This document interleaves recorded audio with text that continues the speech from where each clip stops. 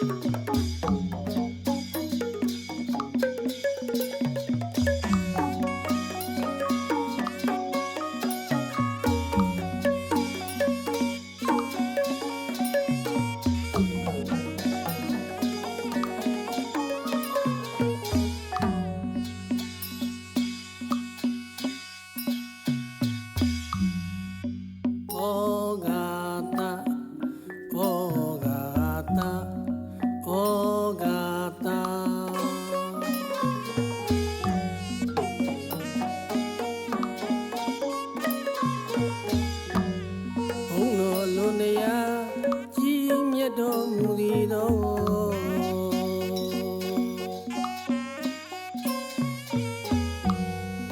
ကောက်ကတံကို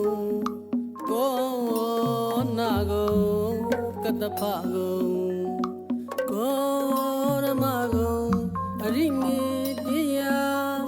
မြတ်စွာဘုရားကိုဘုရားငါစုမြင့်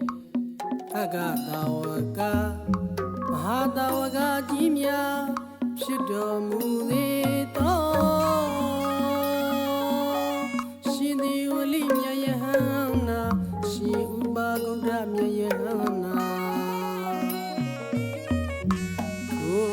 ရှင်သူမြတ်တို့အားတပ္ပဘုံမြေအယောင်ဝါထွန်းလင်းသောအမိုက်မောင်ကိုဖြောက်စေတော်စီမီမြိုင်မွေတိုင်းနဲ့ပါခိုင်ဆုံးသောဘုံငပြောရူလက်ပတ်ကွန်ရာမွေနန္တာတောက်တော်ရေ